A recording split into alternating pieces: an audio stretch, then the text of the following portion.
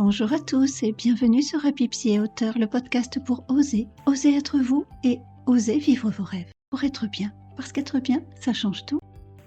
Bonjour Fabienne, je suis ravie de te voir aujourd'hui. Merci d'avoir accepté mon invitation à partager ton histoire, partager tes mots. Une histoire riche, malheureusement, on aurait préféré qu'elle le soit moins et que tu aies moins de choses à partager.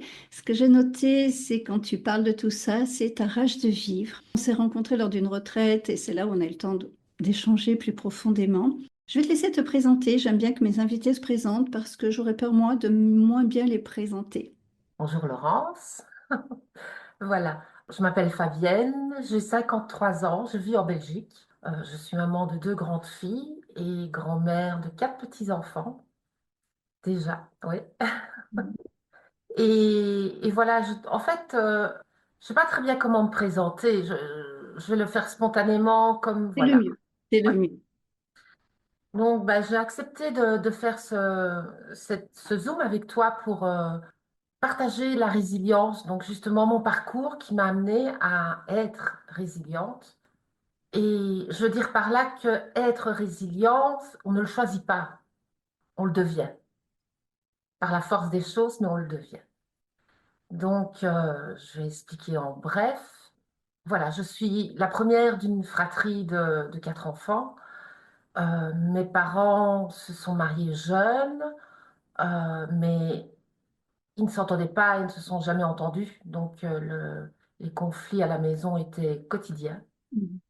Le climat de peur et de violence régnait. Voilà, donc j'ai un peu baigné dans cette atmosphère-là toute mon enfance. Ce qui m'a appris quelque part en étant jeune, sur le moment, voilà, on est beaucoup on subit, voilà, on ne comprend pas, on est dans la compréhension, donc ce qui est tout à fait logique. Mais je me suis vite réfugiée dans l'imaginaire. Je veux dire, dans mon monde intérieur qui était l'imaginaire. Et pour ça, j'avais une chance infinie, c'est qu'à l'époque, je vivais à l'orée d'un bois. Donc, je passais ma vie dans le bois. C'était mon lieu de refuge, c'était mon lieu de connexion, c'était vraiment un endroit qui m'apportait énormément et qui m'apporte toujours maintenant. Et de là, comment expliquer? Je veux dire, j'ai attrapé une rage de vivre. C'est vraiment ça. Je suis devenue une petite guerrière.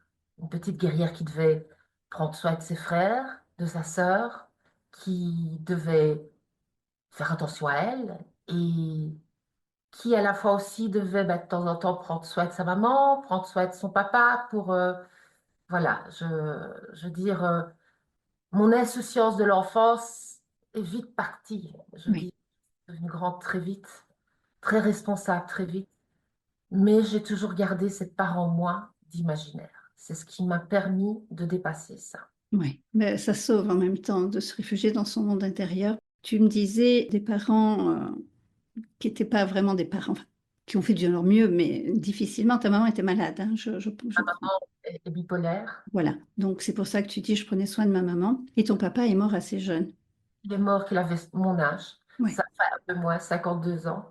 oui. En 2003, il s'est suicidé. Mm. Donc, de manière assez très violente, mais voilà, ça a été notamment une épreuve très dure, je veux dire, à vivre. Bien sûr. Là où on tombe, je suis tombée avec, donc mais je me suis relevée, j'ai fini par me relever. Oui. Euh, ce qui est important pour moi, c'est de dire que ma rage de vivre m'a permis d'avancer dans plein de domaines, mais aussi mon corps a subi énormément, Oui. de manière différente. Je veux dire, à l'âge de 15 ans, je suis tombée malade d'une MIS-C, comme on appelle ça, une rectocolite ulcéro-hémorragique, qui est une maladie chronique inflammatoire de l'intestin, et elle était très, très évolutive. Donc, elle a très vite mangé tout mon gros intestin. Donc, je me suis retrouvée avec beaucoup de problèmes, de douleurs, de souffrances, donc physiques, qui se rajoutaient déjà à la souffrance psychologique qui régnait à la maison. Donc, c'était pas évident. Donc, je veux dire, cette maladie, avec les années, quand je repense à ça, je me dis quelque part, elle a été salutaire. parce qu'elle m'a donné une sonnette d'alarme. Elle m'a dit, wow, là, il y a un truc qui... Fais attention à toi. Fais vraiment attention à toi. Donc, j'étais arrivée dans le rôle de sauveuse au point où je m'oubliais. Oui. Là, ça m'a rappelé à moi. Donc, je me dis, OK, là, il a fallu que je fasse attention. Je dis pas que c'est facile, hein, loin de Non, là. surtout quand on est jeune, et puis que c'est pas culturel en fait de penser à soi. Déjà, ça l'est déjà toujours. Voilà. C'est même pas encore une. Même moi, il faut que mon corps me rappelle que j'ai besoin de penser à moi. Et pourtant, Dieu sait que c'est ce que je préconise beaucoup. Mais quelquefois, je me laisse emporter par les événements, par les choses. Et mon corps me dit, oh là là, là, il faut que tu te poses un peu. Donc, c'est d'autant plus difficile quand on est jeune et quand on est dans un climat qui n'est pas serein. Ouais, c'est ça. C'est exactement. Et, et je dis, waouh, et puis tu me disais, tu as de multiples opérations, pas qu'une, et à chaque fois, hein, bah, c'est douloureux. Et puis tu as failli mourir plusieurs fois. Ouais, ça m'est arrivé, ouais. Quelques reprises. Et oui, 15 interventions, tout. Donc, beaucoup de complications suite à ce problème de base, je veux dire, la rectocolite. On a fini par enlever tout mon attestat, tout mon gros attestat. Ça a été assez pénible comme intervention, deux interventions dans la foulée en 3 mois de temps, avec des complications, des problèmes d'affection. Enfin, ça a été vraiment un parcours assez douloureux où franchement, j'ai cru que ben, c'était la fin. C'était vraiment la fin. Mais avant cette intervention-là, j'ai vécu une période où ben, quand la maladie vous affaiblit tellement, ou en tout cas, elle m'avait tellement affaibli, que ben, mon corps n'a plus répondu à un moment donné, j'ai fait un malaise. Et ce malaise-là était tellement loin que j'en ai fait une émie, comme on appelle ça, donc une expérience de mort imminente. Tu t'en souviens? Oui, je m'en souviens très bien de tous les détails. Oui. J'étais dans ma chambre, je m'apprêtais à me réveiller et incapable de me lever. Et là, je suis comme tombée dans les pommes. Enfin, je veux dire, j'ai perdu connaissance. Et je suis partie. J'ai pas vu un tunnel comme tout le monde voit un tunnel. Moi, j'ai vu un puits. Je suis vraiment tombée, Mm. tombée, tombée, tombée, tombée. Et avec la peur, parce qu'on sent la vie qu'on meurt. Enfin, on se sent partir.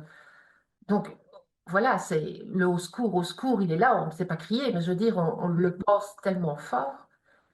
Et puis, arrivé dans le bas de ce puits, je veux dire, j'ai senti une paix et des êtres de lumière étaient à côté de moi. Mm. C'était tellement apaisant. Je veux dire, j'ai senti une... Je ne peux pas expliquer tellement c'était beau. C'est difficile, oui. Et là, ben, je voulais que rester là. Je voulais plus partir de là. Mais on m'a fait comprendre que c'était pas le moment. Donc, je suis revenue dans mon corps. Donc, je peux en parler avec énormément de reconnaissance d'avoir vécu ce moment-là. Parce que dès ce moment-là, j'ai commencé à me dire, mais wow, la vie est là. La vie, elle existe. Et là, tu vas te battre. Et je me suis battue.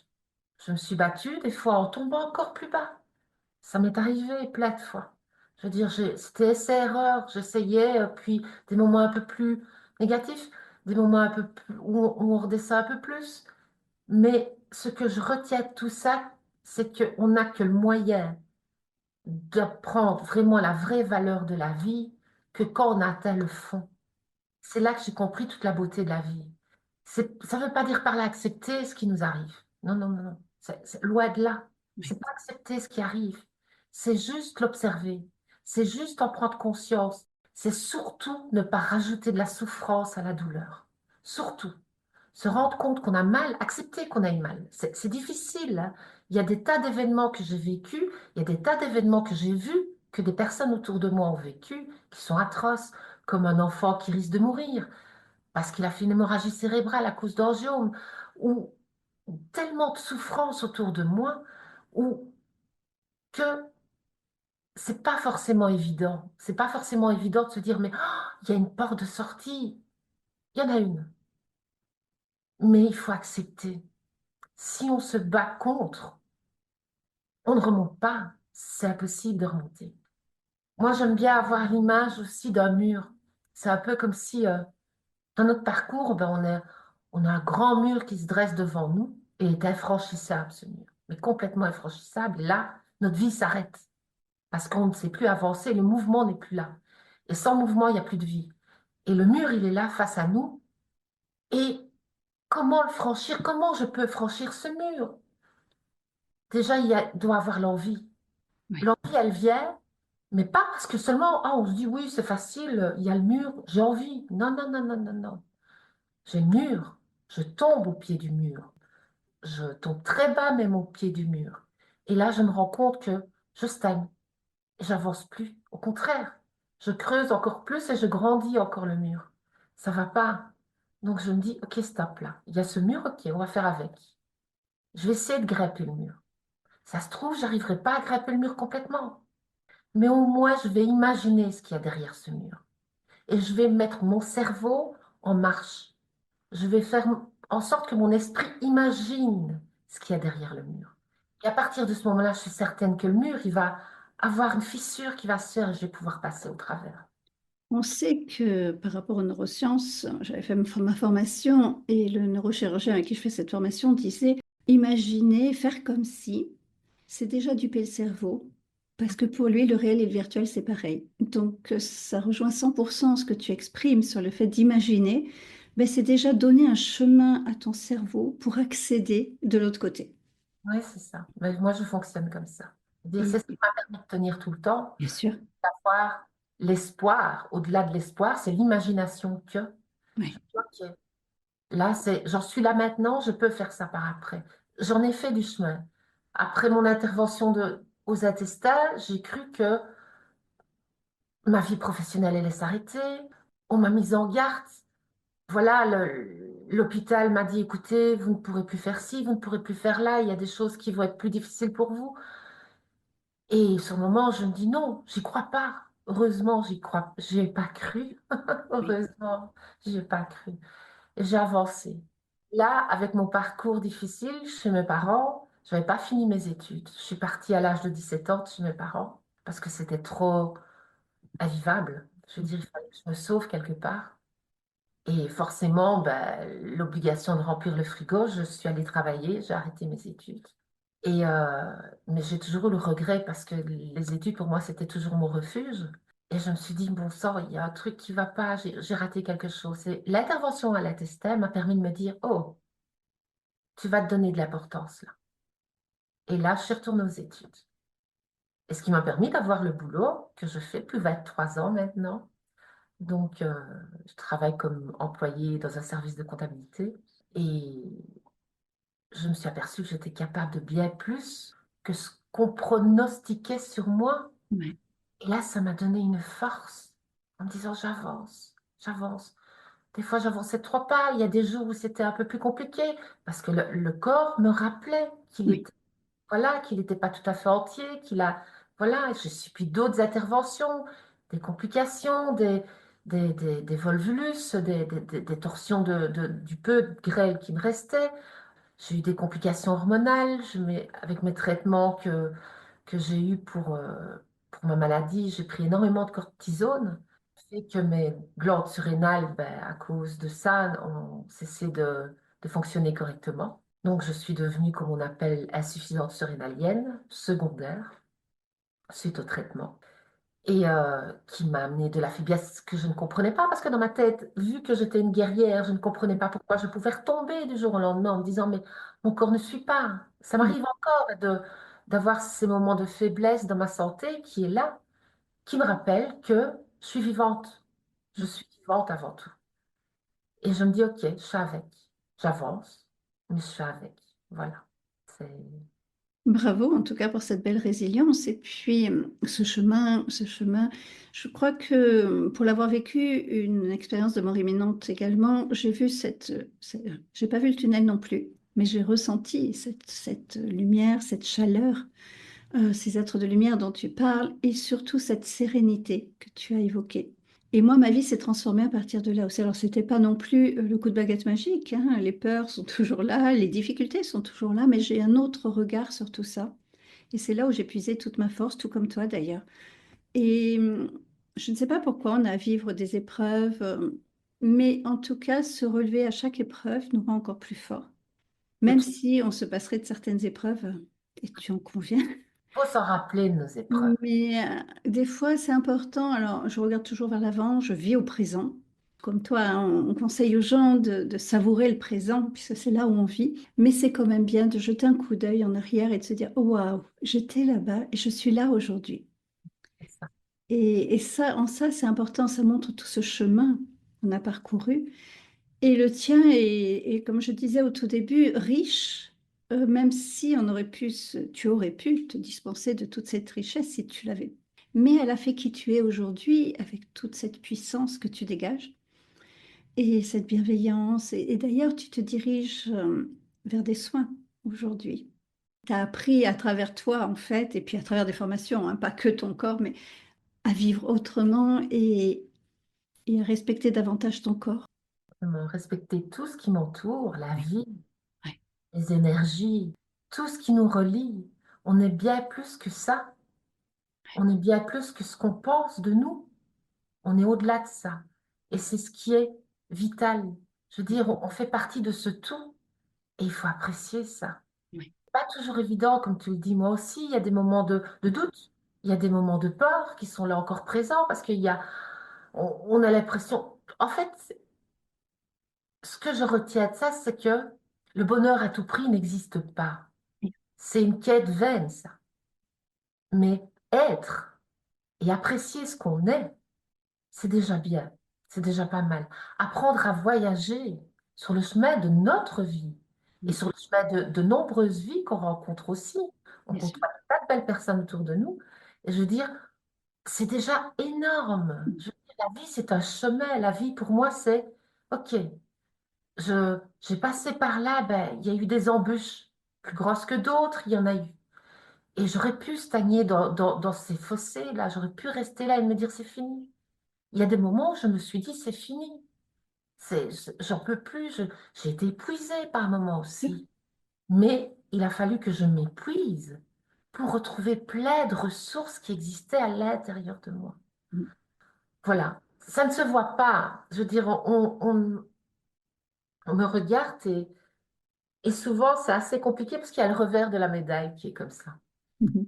Dire, quand je dis, ah ben, j'ai tel souci de santé, les gens me regardent un peu bizarrement des fois. Ils me disent, mais de quoi elle se plaint? En fait, je ne me plains pas. Non. Conversation amenée que, on en discute. Mais je me refuse d'afficher une image d'une personne qui a des problèmes de santé. Je me refuse de... Parce que si je le porte sur moi, ça veut dire qu'il fait partie intégrante de moi. Tout à fait. Et ça, je ne veux pas. Je veux dire, je l'observe, parce que l'observation est importante. Pour moi, l'observation est hyper importante.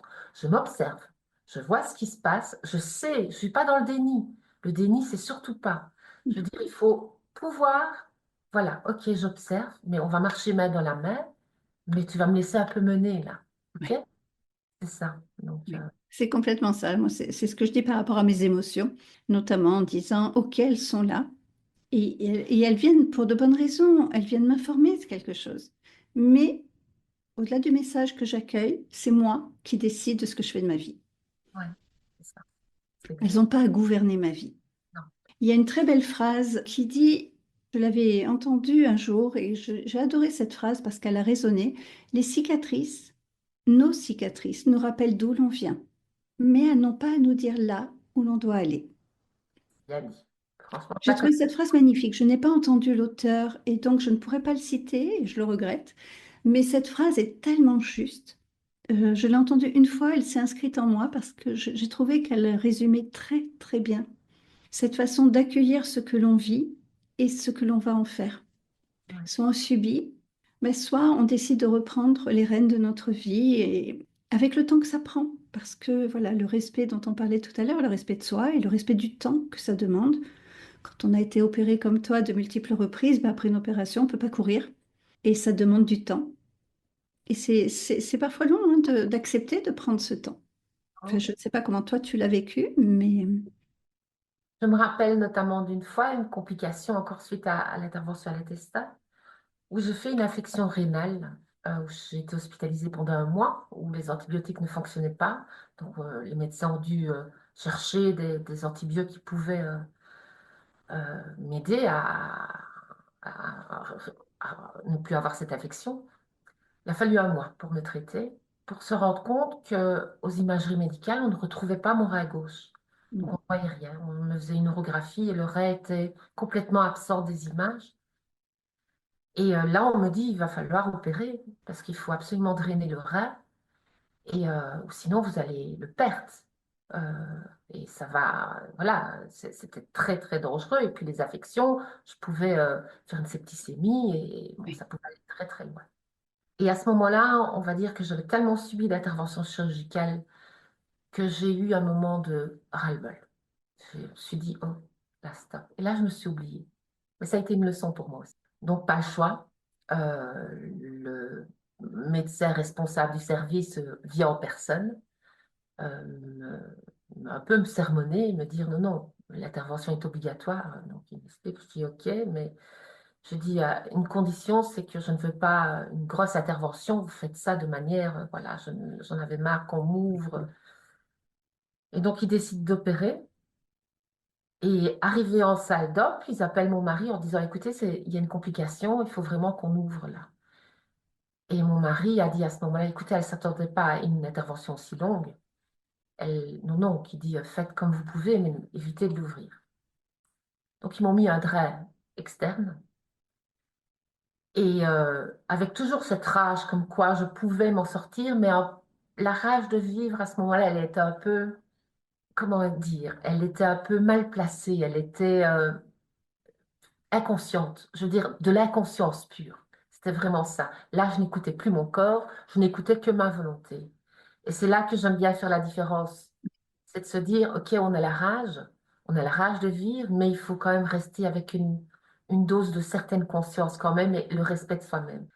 Et donc, je suis retournée le lendemain chez moi, à la maison, parce que en plus, j'avais un boulot qui était assez précaire à l'époque et dans lequel je me disais non, non, il faut que j'aille travailler. Voilà, c'est les fêtes de fin d'année, donc il y a beaucoup de rush au magasin. Je travaillais en magasin à l'époque comme caissière. Et je me dis non, non, il faut que j'aille au boulot. Donc le surlendemain de mon intervention, je me retrouve au travail. Avec un drap externe, une poche forcément, hein. Donc, et arrivé le soir après le travail, j'étais complètement exténuée, je m'écroule de sommeil. Et j'ai sûrement fait un faux mouvement. En tout cas, le drap s'arrache. Mm. Une douleur pas possible, au point où j'en tombe dans les pommes, amenée en vitesse à l'hôpital, réintervention en urgence le mercredi, donc le lundi, intervention première, le mercredi, deuxième intervention, en urgence pour replacer le drap. Et là, on me fait comprendre qu'il faut opérer beaucoup plus. Et le vendredi, je suis opérée de la grosse intervention, dans laquelle j'ai perdu beaucoup de sang, énormément de sang. Et où j'ai eu le médecin toute la nuit qui restait à côté de moi pour vérifier ce que je perdais comme sang, parce que ma tension ne remontait pas, beaucoup de sang je perdais. Mais je m'en suis sortie. Et quand je suis sortie de l'hôpital, et là, c'est là que je me suis dit non, ok, t'es une guerrière, Fabienne. C'est bien de vouloir vivre, c'est bien de... Mais pas avec une inconscience, avec une certaine conscience. Et là, je me suis dit non, il faut que je m'écoute, que je sois à mon écoute et qu'en même temps, je puisse avancer, mais avancer à mon rythme, mais toujours avancer.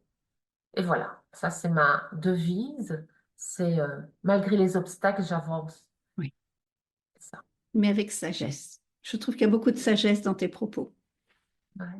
C'est hyper touchant. J'en ai la chair de poule de t'entendre évoquer tout ça avec tant de recul malgré toutes ces souffrances et surtout ce que tu parles de rage de vivre, mais je ne ressens à aucun moment de la colère. Alors bien sûr que à certains moments, tu as dû te sentir en colère parce qu'il y a la frustration, il y a la douleur, il y a l'incapacité à faire des choses, mais elle n'est pas restée en toi. Non. En fait, pendant longtemps, je l'ai fait taire, ma colère. Mais la colère était là, présente aussi, parce que l'incompréhension est là. Bien sûr, C'est logique. On vit une épreuve et on bien se sûr. dit, pourquoi moi? Pourquoi encore? Je fais L'injustice. je me dis, oui, voilà. blessure d'injustice qui est là, c'est pas juste. Et je me dis non. Et donc, c'est ça qui nous fait aussi qu'on retombe. On tombe. Mais à un moment donné, on ne sait que remonter.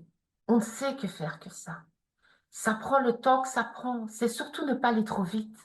Des fois, on se dit, ah, je veux tellement être bien que je ferai tout pour être bien. Tout à fait. En fait, on se gave de choses qui ne nous font pas du bien, qui ne fait que on est abruti par tout ce qu'on croit nous faire du bien, mais on n'a pas pris le temps de se poser, On endort le message de notre corps.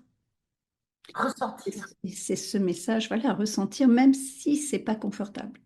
Ouais, Et quelquefois, c'est cet inconfort qu'on cherche à endormir parce que il y a des moments où le message du corps n'est pas agréable, n'est pas confortable, mais pour autant, il s'exprime. ouais. Et ça, c'est important. En tout cas, waouh, un parcours riche, comme je le disais. Et puis, ce que tu dégages est tellement, tellement bienveillant. Voilà le terme. Qu'on pourrait t'écouter très longtemps. Est-ce que tu as, alors je dis conseil, même si c'est pas un mot que j'aime particulièrement, mais un petit message peut-être à faire passer aux auditeurs. Qu'est-ce que, toi qui te lances bientôt dans les soins, qu'est-ce que tu pourrais, si tu avais envie de partager quelque chose avec eux?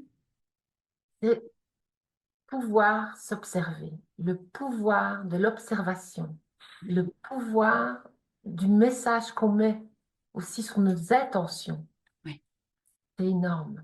oui, Le fait de pouvoir avoir, comme tu le disais tantôt, s'imaginer, s'imaginer, pouvoir avancer, s'imaginer être déjà là, oui. c'est déjà pas mal. Moi, pour moi, le plus gros poids, c'est je peux observer ma souffrance. Plutôt, je peux observer ma douleur, mais je ne veux surtout pas rajouter de la souffrance à cette douleur. Oui, j'ai beaucoup aimé quand tu as parlé comme ça tout à l'heure. J'ai beaucoup aimé cette phrase. On entretient la douleur avec de la souffrance. Oui. Et je veux dire, c'est la douleur, on ne peut que c'est un peu comme si on sent une odeur et on se dit, ah, il y a une odeur qui est là. Et comme quand on se parfume, nous les Mm. femmes, on se parfume, il y a un moment donné, si on rajoute trop de parfum, ça ne sent plus le parfum. Non. C'est plus ça. Et on met du parfum tout simplement pour avoir une odeur bien, je veux dire, avoir notre petite personnalité à nous qui se diffuse. C'est un peu comme ça. Et je veux dire, si on rajoute tellement de parfum, ça devient tellement, ça empeste tellement qu'on n'est plus capable de sentir Oui.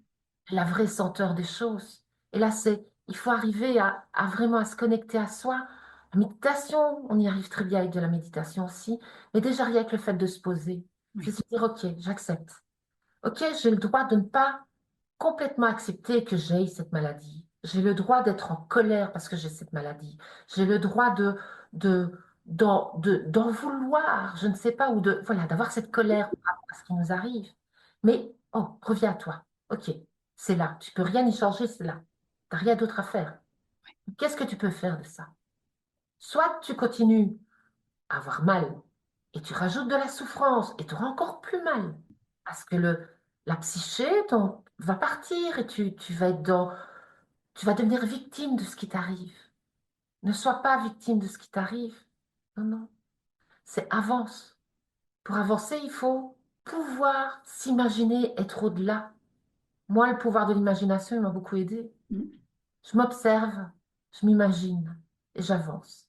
C'est tout simplement ça. C'est un beau conseil, enfin un beau partage en tout cas.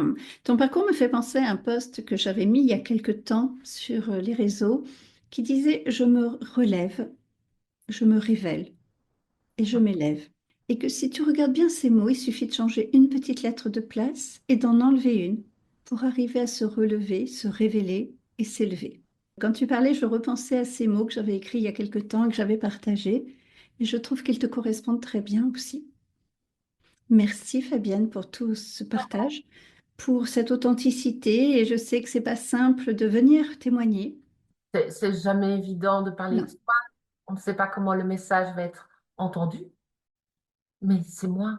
C'est mon authenticité à moi. Je suis comme ça. Donc, En Donc tout cas, voilà, moi, ça me touche et j'espère que ça touchera tout autant nos auditeurs puisque c'est le but de ces mots partagés.